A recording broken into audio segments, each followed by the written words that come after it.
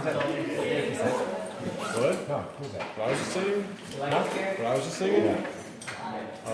Wait. That's No, no, 21 hold on. questions. No, it's not the same. It's not what? No. I'll give you a hint. Friend of Snoop Dogg's in that whole crew when they were coming up. Oh. No. No. What? Fuck.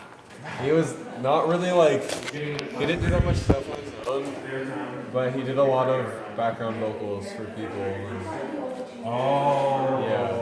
That's right. Did you that guy. Listen to No, that's still Dr. Dre. the singer. Wait, like it's Nate Nate Dogg. Dogg, yeah. Nate Dogg. Nice. Like you said it. Yeah, he's that part. Just that part. Oh yeah. In my car. Okay. I'm listening to the sad girl sing about the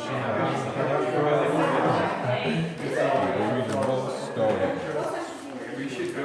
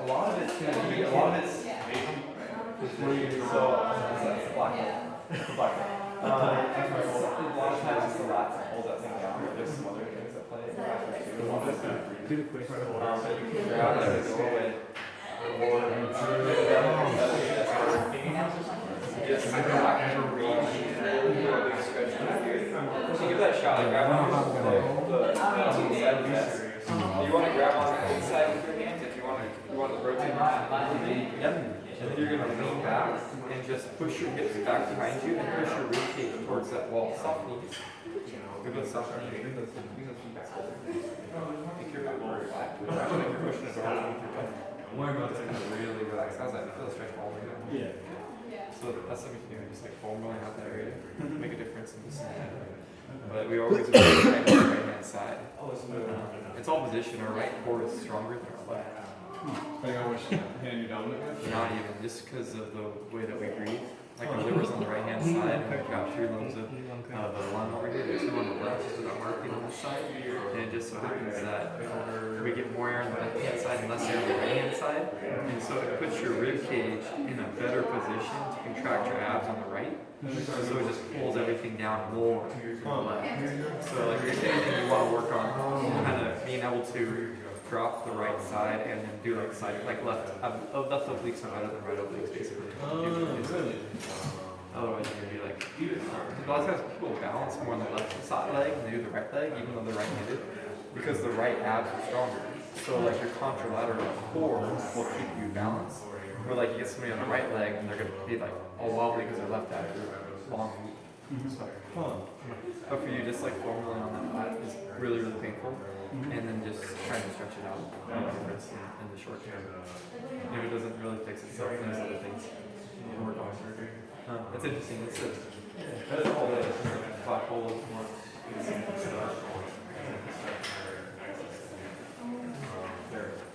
Push it over with your butt, head down, or a little more. It works really well in like a doorway. I usually grab it like a doorway. That's why the You should feel a stretch like from right underneath your arm all the way down the side of your back to like your low back. That's a pretty big one. Nice man. The right side should be tighter. So like your right shoulder blade is more down as you rotate it to the left shoulder blade. When you aim the arm, you lift your arm out to the side, about 30 degrees, that shoulder blade should start to move. That's just a try. And that just means that the right hand side is going to move. It'll start earlier and it won't go as far. So like it's starting earlier. But if you were to do like a new overhead elevation, like for me, like if I'm keep everything stable and reach overhead, my right arm was always right. I have to work harder, like naturally. I have to compensate through my back to get my arm to go up to a full. It should be the same thing. It could, yeah. I mean, it could, yeah. There's also like you gotta be careful with it because you don't necessarily want to stretch yourself to the point where like just like stretching yourself to the point where you don't like push. You know, it's good. Like to get to a natural range of motion is okay, but there's other things. A lot of times it's just nervous system. Honestly, so like a lot of people think their hamstrings are tight. It's not that their hamstrings are tight. They're actually pretty long. It's just that their nervous system, like your brain's telling your hamstrings all the time, like you need to be tighter or you'll fall over because they're basically helping to fight gravity, right? But if you take gravity out of the equation and get them to almost shut their nervous system down in that area, their hamstrings are tight. So you see that a lot like hospitals. They'll like get on band and they'll just like stretch their back and everything, right? And at that point, all they're doing is loosening up their joints. They're just stretching out the tendons and ligaments surrounding the joints, which is fine if you have muscle. But when you get older and don't have muscle, like what's going to happen to that capsule? I don't know. I don't know what I'm going to say. It's not a good idea. But usually like it's totally fine to stretch out. And this gets really tight throughout the day. We use it as a posture muscle. So if that's short, tight, All right. I think I'm about ready to get started. Wow, we skipped a day. It feels like a long time ago, but not really. So there is homework due on Saturday. If you have, so you're not late, but if you happen to have it now and want to hand it in, okay, so as some people already have, that's fine. And you have to take it off your hands, and then you don't have to worry about electronically getting the paper homework to you, okay? If you are still working on it, which is totally fine, or you go, oh damn, I left it at home, then just email it to me in a reasonable way. A PDF is fine, a JPEG is fine,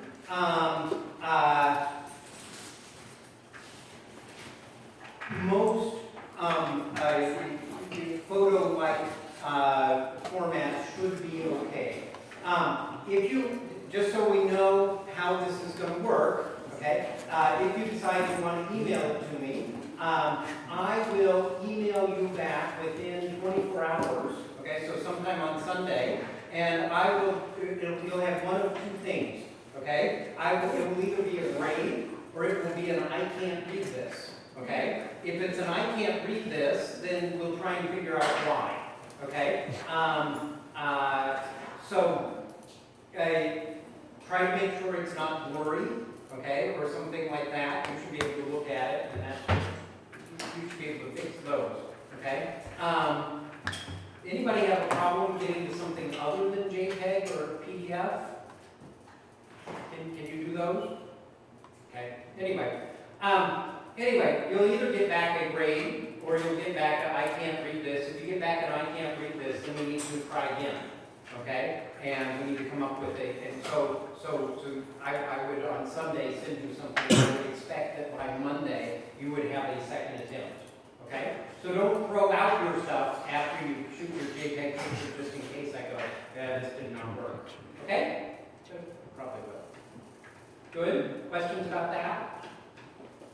Yeah. Can you help us out with one of them, please? Can I help you out with some of them? Yeah, we had a question on one of them, and I was wondering if you could kind of walk us through it.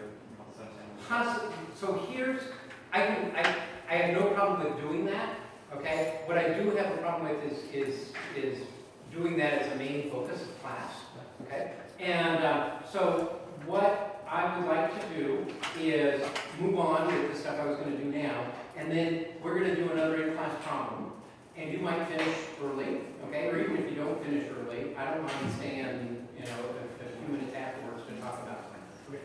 Okay? Cool. We'll see. Today, I'm going to be talking about waves and that sort of stuff. We'll be doing a problem. We might have a half hour at the end that we could talk about homework and that sort of thing. Okay? Good. Any other homework-related questions? I did post assignment 2 and assignment 3, so you should be able to see those now. Did people see them? Yes, good. Okay, making sure that it really did work. Good. Okay. And I think those are due Tuesday evening and Monday evening. So, and then we have an exam a week from this Tuesday. Good? Okay. We also, Unless we give a test next week. I realized I was going to bring in the appendix for the 114 lab manual to talk about how to handle uncertainty and that sort of thing. And I realized as I was writing in this afternoon that I had not done that. So I made myself a better note. Okay, I actually did all the things that I made notes of, but I forgot to make a note of that before. And I will post that on Canvas. Okay, but I'll talk to you a bit about the types of, this is the analysis in the formal lab and what I'll be expecting, and then you can know that sometime tomorrow, hopefully early afternoon, I'll have that posted on Canvas so you can refer to it. So nice. There are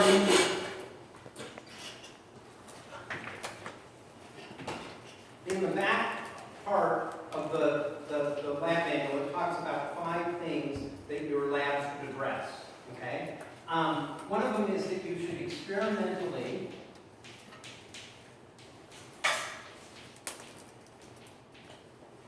determine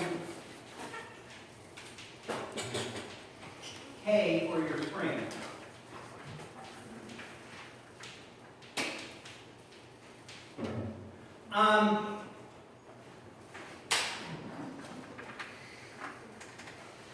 It turns out there's a way that's pretty good to do that, okay? And a way that's pretty good to look at a lot of the data like this. You collected some data that was delta X versus the mass that was hanging on the spring, right?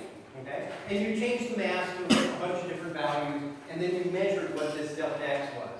This has plus or minus so many millimeters, okay, or centimeters or meters or something. You've got some uncertainty there. This is plus or minus so many grams. That might have been, should have been pretty easy to estimate. You had a meter stick or something like that you were using to make the measurement. It probably went down to millimeters. And then, depending on what it was you were looking at, it may have been easy to measure to within a millimeter or harder, okay? But definitely attempt to quantify that. This one, you had different masses. They were labeled probably to within a gram. They might have been accurate to within a gram. You might have measured them on the scale over there, which can get down to 1/10 of a gram. 100th of a gram? Maybe 1/10 of a gram? I think it's 10th anyway. And that would have been better, okay, just because some of these things aren't exact. Also, if you put a bunch of tape on or something like that, that could be a gram or 2. So anyway, this should go into your estimate of what the uncertainty in that is. Then, what you can do is make a graph, okay? And that graph, perhaps you say, here's my mass, and here is delta X, and that graph should, if you add add more mass, delta x gets bigger, and this should be a line. Okay? You can plot your graph with error bars, okay, indicating the uncertainty in, say, the delta x. Now, I may have drawn those a little bigger, but a full page. Okay. Then, and there is a method in the appendix of the lab manual that talks about how to compute the slope.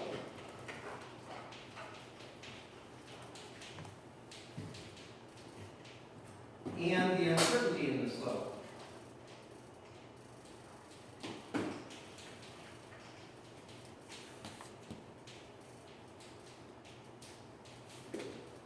Okay. Why would we care about the slope? That's It's not K here, but it's very related to K. Okay? That basically the slope of that would give you the spring constant. If this were force, okay, if this were in newtons and this were in, let's see, if we did it like this, if it was in newtons per meter delta x, if you plot it like that, then this slope is K, okay? If you plot mass here, then the slope is not K, but it's related to K because the mass determined how many newtons there was, okay? So, so you might, the right thing to do is convert that into newtons, and then the slope would be K. Okay? If not, then you can use delta x is equal to it would be, or I'm sorry.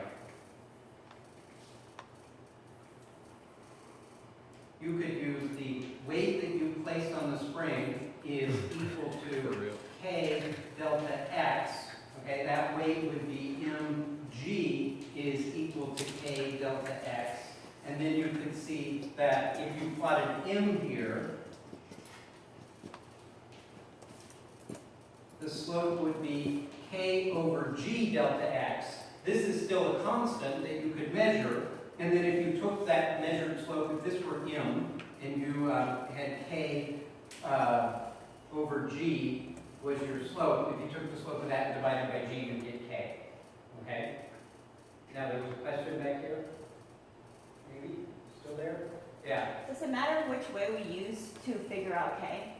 I don't care as long as what you're going to want to do is use the slope to figure out K, and I want you to use it correctly. Okay. So if you do newtons here and say, this is my slope, that's fine. If you do mass here and say my slope is K, that's wrong, right? Because it's really related to something else. If you switch these around and then handle it correctly, I'm good. So if you've already done the graph and you're saying, I don't want to redo my graph, but I can totally get K from it, that's fine too. Does that make sense? So the important parts, use the graph, use the slope to get K. Estimate the uncertainty, estimate the slope and the uncertainty in the slope, and do it in one of the many correct ways. Good? Okay. There are also many not correct ways too, so don't avoid those. Good? Okay, so this should give you, at the end of this, you should have the spring constant for your spring and the uncertainty in it. Okay? The next thing that you were measuring was, you were relating, was period is equal to the square root of K over M. Hi.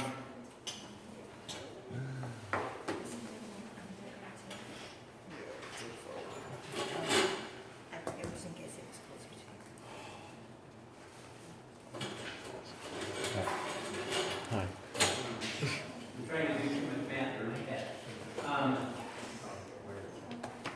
Period is 1 over the frequency, which is equal to 1 over 2 pi omega, which is equal to 1 over 2 pi square root m over k. Right. So one of the things we were doing was changing the mass and looking at what was going on with the periods. Yes? Okay. And And this formula predicts a relationship, right? It predicts that if you do k, which you now do, and you know 2 pi, if you plugged in a math, you could find the period. You collected t versus m data. Okay? So, just like over here, you could make a plot. Okay? Now, you wouldn't expect m and t to be related linearly because of that square root. Okay? But if you square both sides, you end up with t squared is equal to 1 over 2 pi squared m over k. Okay? So, if you were to make this sort of graph, if you were to say, here's my mass, here's period squared, okay, you would expect to get some sort of line, okay? You'd have data points that are distributed around it, and then you can estimate the slope and the uncertainty in the slope. What would you expect the slope of this to be?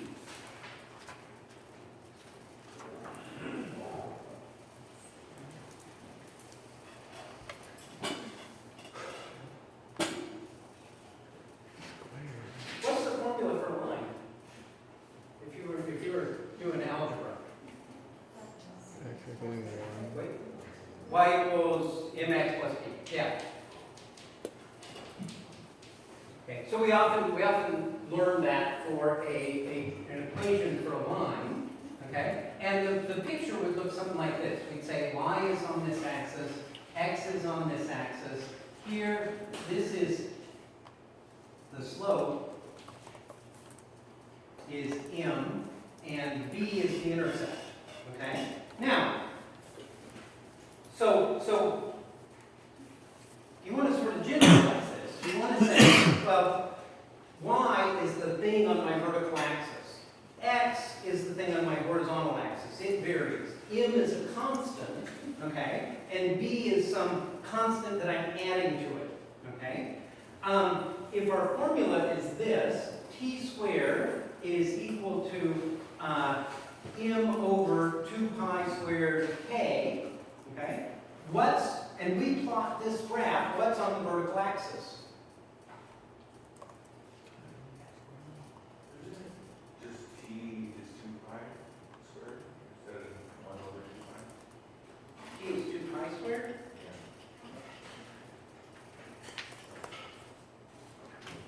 What? This is right, isn't it? And isn't that right? No. You're right. Sorry. My 2 pi should be up here. Because omega is 2 pi f. This is what I.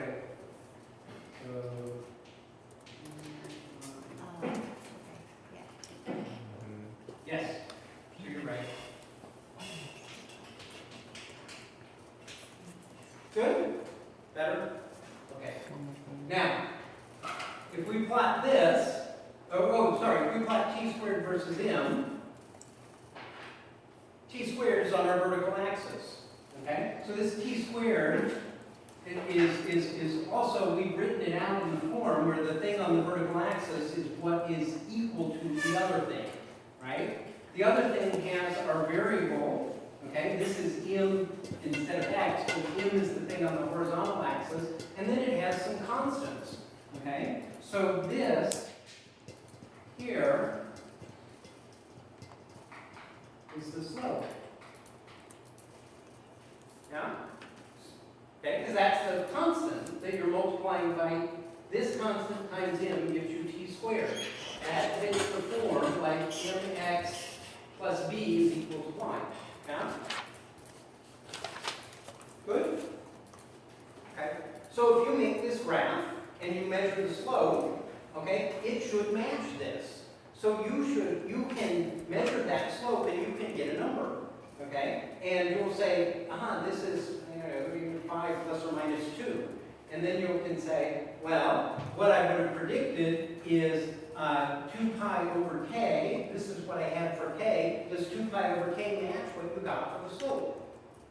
Okay? And it has some uncertainty. If they overlap, if you've got like 5 plus or minus 2 and 4.5 plus or minus 1, you go, oh yeah, those agree pretty well, right? Because, 5 plus or minus 2 incorporates 4.5, they overlap. If you get, this slope is 10 plus or minus 1, and when you calculate 2 pi squared over k, you get 3 plus or minus 2, then you say these disagree, right? Because 3 plus or minus 2 doesn't match, doesn't overlap with 10 plus or minus 1.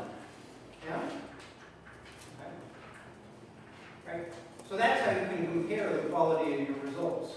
Okay? In your conclusion, we say, this is what we measured, and that's what we got. The other thing you're going to be doing is make a prediction of what the motion looks like, right? So you can, we said it, you displace in the third part, you displace the spring by 15 centimeters, it oscillates back and forth, and you know the spring constant K, you know the mass that you put on the spring, you know the formula, you know that X is equal to A cosine omega t, okay, which is equal to A cosine square root of K over M times T, okay, should give you this graph, and you can figure out what that is because you've measured K, and you've got an experimental measurement of K and M, and this amplitude is 15 centimeters, and you can use your calculator and predict what this should look like as a function of T. And then you can compare it to the one that you measured. Yeah? You can do that not only with the position, but also with the velocity and the acceleration. Seem okay? Okay. So I will post by tomorrow afternoon the instructions for how to do this slope and uncertainty of the slope. Okay? But this should give you an idea of what to do with the data in your lab. Yeah? I think I also posted on Canvas that the formal lab is due next Saturday, which is what we discussed in class. And feel free to hand in a draft sometime next week. Week from Saturday, right? A week from Saturday? Yep. It's a week? Well, you said next Saturday, Yeah, next Saturday. so week Yeah. from Saturday. Yeah, July 9th, Okay. not 2 days from now. Okay? Okay, yes. But yeah, that's right, that's right. Okay. Second, it's not this Saturday, it's next one. Okay, but the one at that one, the 9th, yeah. Okay. Yeah. Good. coffee. So, I already did this problem. it's time for us to discuss some new phenomena. Our new phenomena is related to oscillating motion, but it's not the same thing, okay? It's, what we're going to talk about Dude, I'm not gonna. is waves, That would be good. okay? And so, we've got a number of different examples, I'm just gonna. but the first thing I want to talk about is the If you need more is- time, just do a balloon. just sort of like what we did with simple harmonic motion. We talked about, what is oscillating motion, and then we talked about things like amplitude, and period, frequency, and we started to label these things that describe the motion.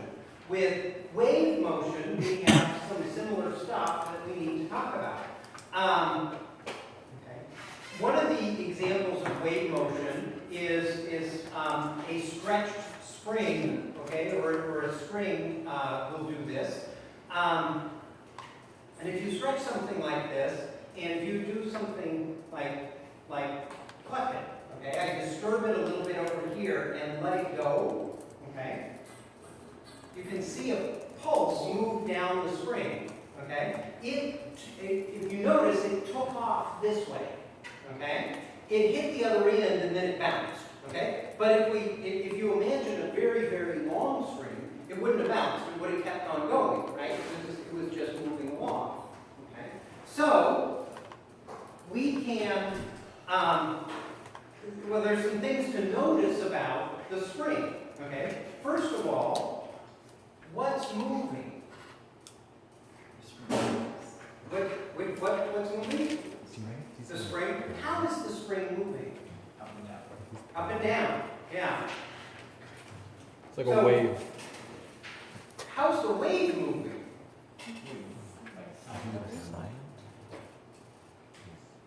Which way does the spring go? The spring goes up and down. Which way does the wave go? The same. Does it go up and down too?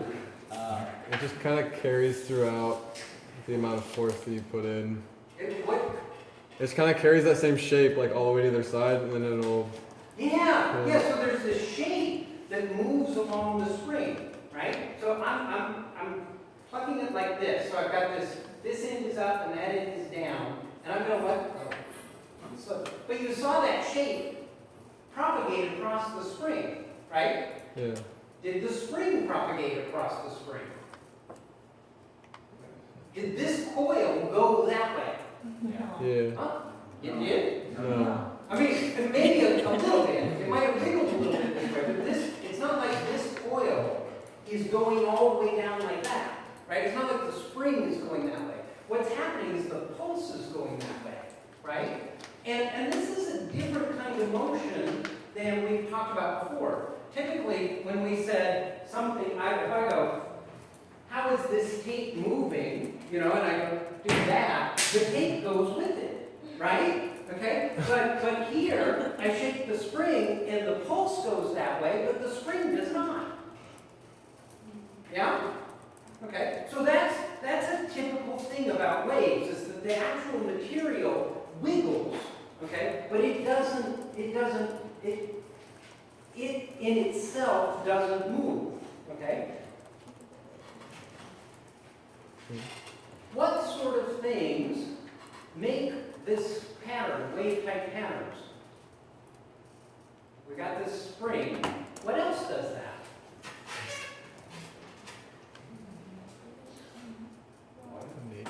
Water? Okay. So I have a little water tank over here. You want to come look? Do I ever? Don't you? Of course you do. Of course you do. Here. Yeah. So it's rippling right now just because it's shaking, but I can do something like take my finger and stick it in here, and when I do, do you see a pulse leave my finger? Okay. Now the water itself doesn't go with it, right? There's a disturbance in the water, right? And that moves as a wave, okay? But it doesn't. But the water itself isn't going.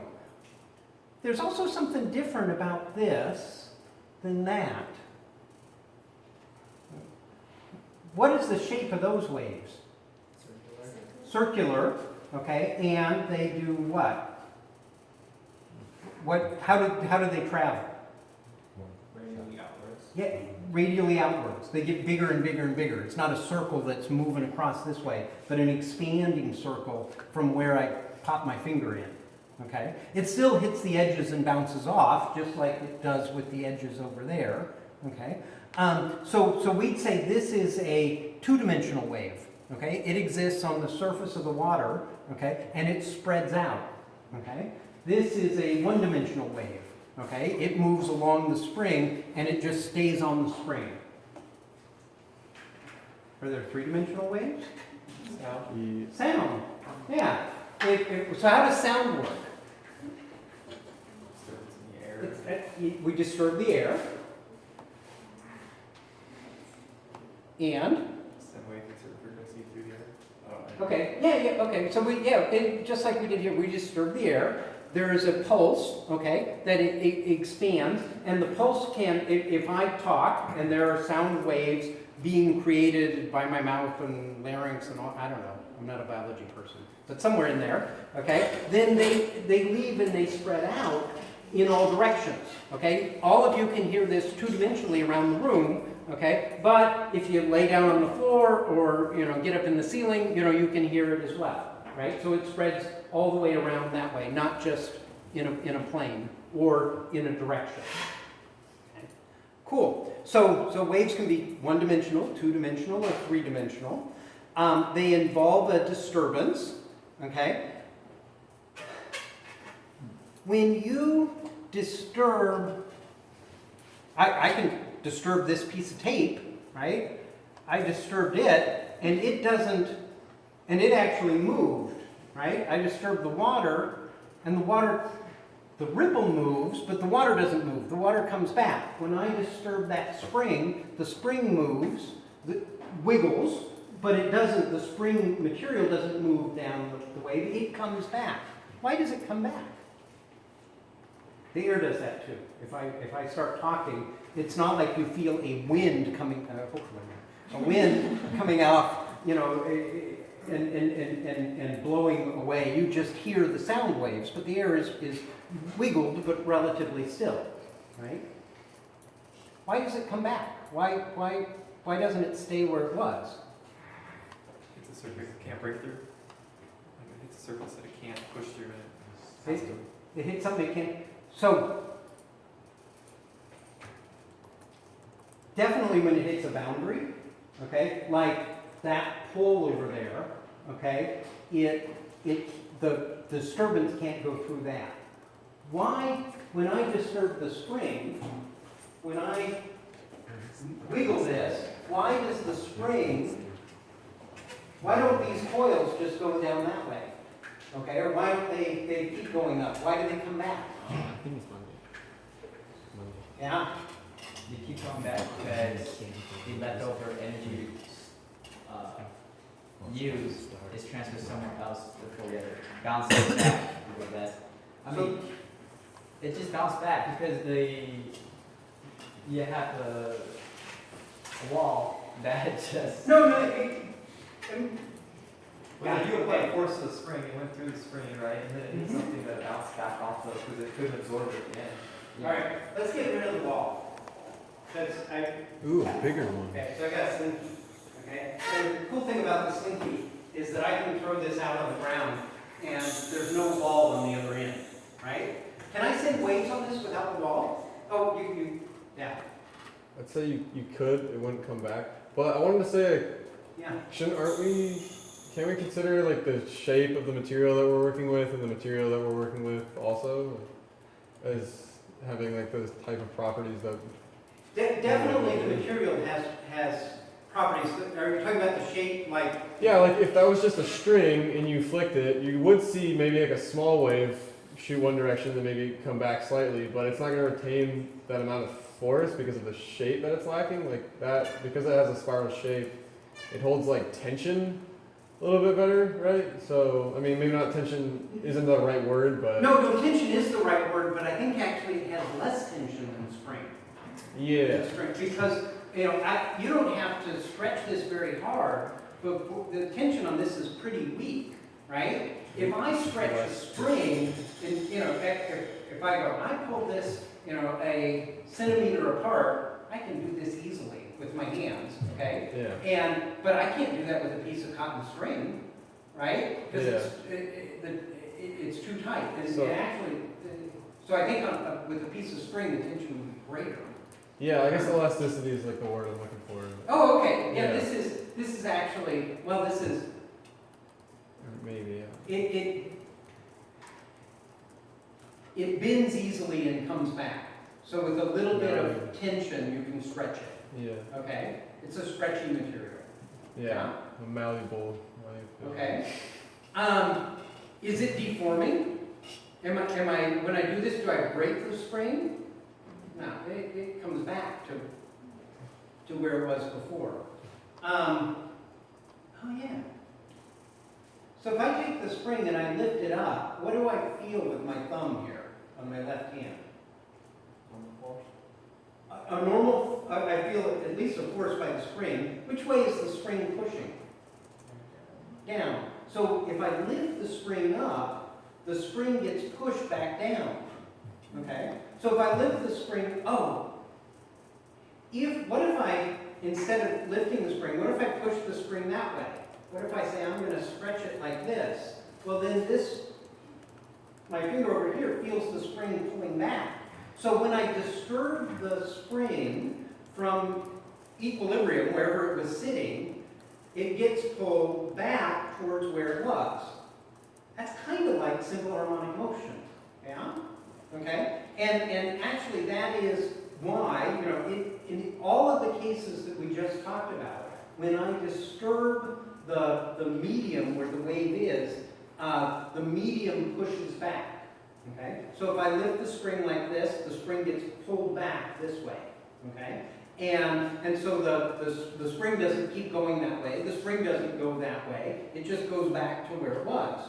Okay? If I stretch it this way, it gets pulled back this way, and I send a disturbance down the line, but I don't send the actual spring, right?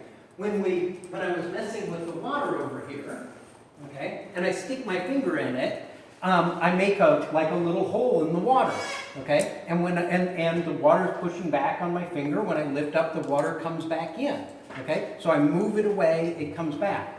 Sound is a little harder to visualize, okay, but you've worked with maybe an air pump or something, and you compress air, you squish it down, and it pushes back on you, right? Or if you pull the other way and create a partial vacuum, it pushes back the other way, okay? If the air is a certain pressure, and if I squish it or stretch it, okay, then it goes back to where it was, okay? And so the sound wave, the water wave, the string or spring wave, they both would do the same thing, depend upon what the require that they get pushed back to where they were, okay? And it does depend upon the material, okay, as to how fast it would go. I don't have a liquid other than water. I do have another spring.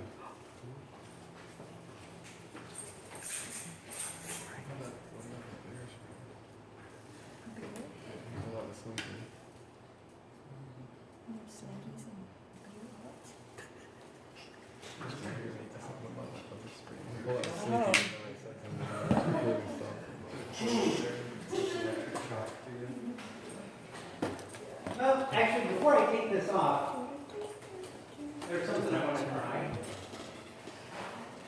Okay?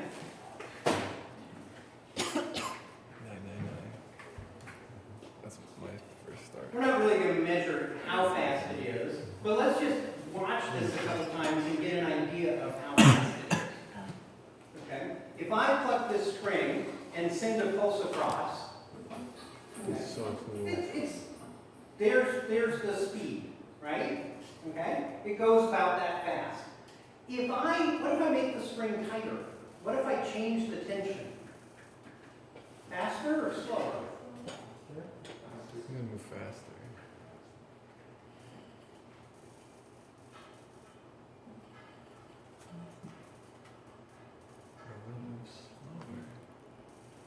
It's gonna move faster. So I'm going to change this by doing this.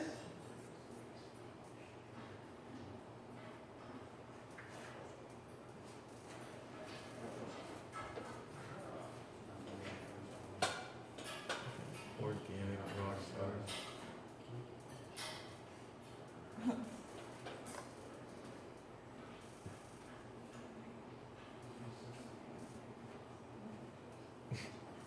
Huh? Okay, it's tighter. Faster or slower? Faster. Faster?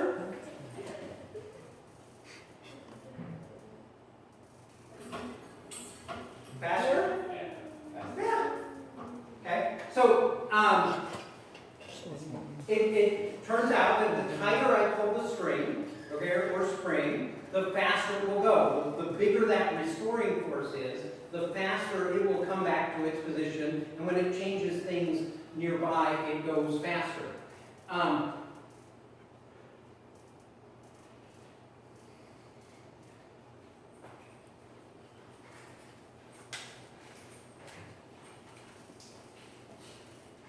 Okay, what if you had a really, really long string? I can, Really long string this that goes taut. but you can imagine sending waves down this meter stick, right? You could imagine, But it'll have to stop at some point. no, shaking it and seeing the pulse go down that way. It, That's the end. I And think. you go, all right, this meter stick is 2 meters long, so it's, and that, is probably more like 8 meters. And so this is about a quarter of that distance, okay? If I plug this in and the wave propagates down there, it goes very fast. Okay? It's a different material, okay? Different tension, okay? The tension in this is incredibly huge. Well, actually, when I plug it like this, the tension isn't that big. This is kind of floppy, okay? But if I were to do this and plug it this way so that my disturbance this doesn't bend very much It's the brain. this way, okay? And so it's going to travel really, really fast, okay? I can send waves down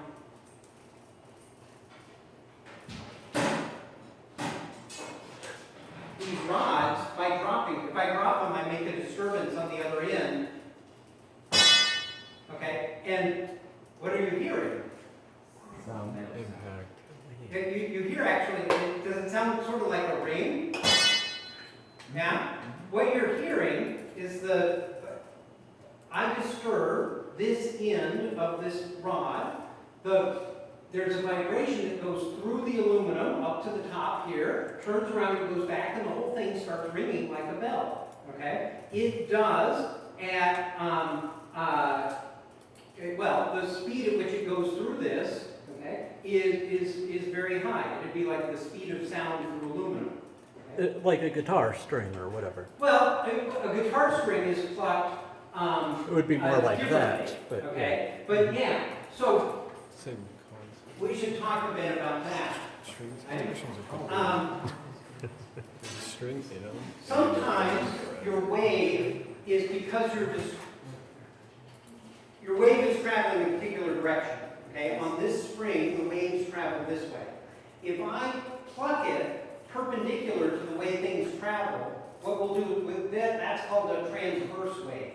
Okay, so that's transverse. It's across, transverse, across the direction that it's traveled.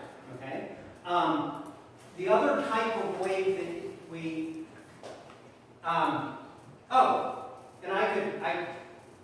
that's also a transverse wave. Okay, so that there are many ways I can pluck it perpendicular. It doesn't have to be vertical. It could have been horizontal. It just can't be in the direction of travel. If it's in the direction of travel, that's called a longitudinal wave. Okay, and it turns out this spring can do both. Okay, if I bunch it up like this and let go, you can. There's a little bit of a transverse thing going on, but could you see a longitudinal pulse? Okay, that goes down that way. You can see them with slinkies too.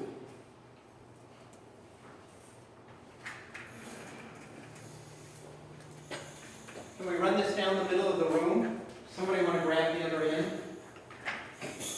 Ryan. With your organic rock stuff. You got it? Okay. Why don't you, only some of us can see it. Go ahead and set it down on the ground. Okay? So I can send a longitudinal wave on the slinky wave. That's one of the parts. It'll be Okay. really taut. Yeah? And Do then they- it's really low. Can you separate them, or are they Yeah. wrecked? Hopefully it's not wrecked. Cool.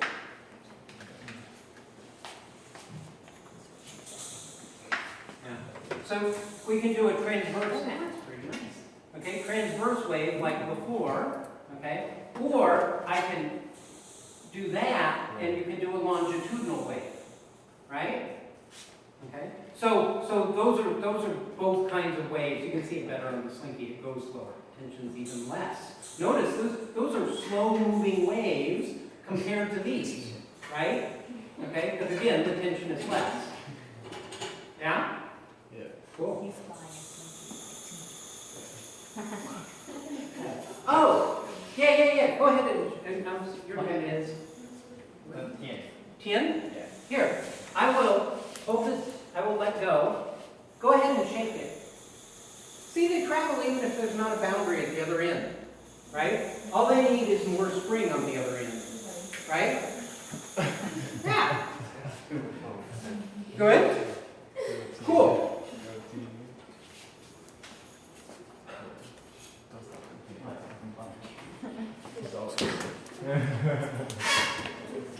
Hell yeah, team. Good job. Yeah, good job.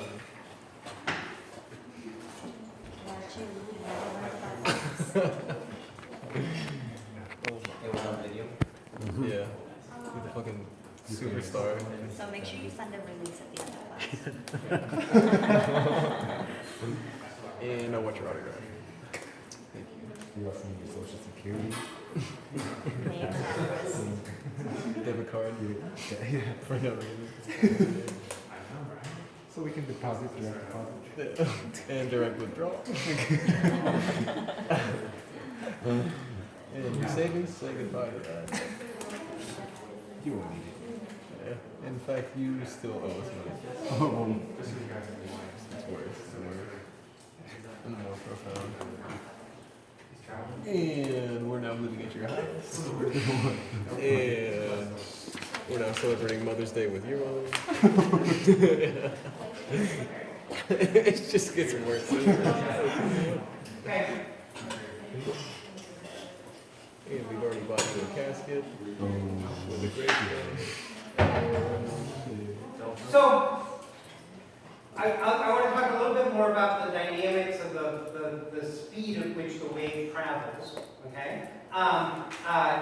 Certainly, we did see it move with it was traveling from one end to the other. We saw that the tension changed the speed. If we increased the tension, it increased the speed. The other thing that can affect it, and we were sort of getting at that, is the material that it's made of, and in particular, how massive it is, okay? Things that are very massive are more difficult to move. They're more difficult to shake. Things that are less massive, okay, are easier to shake, okay? So, if this was same tension, okay, but a lighter weight spring, okay, you would expect it to go faster, right? Okay, and if it was a heavier thing, okay, you would expect it to go slower, yeah, because the same force isn't going to shake it as easily, right? Okay, so what we end up with is that the velocity of the wave is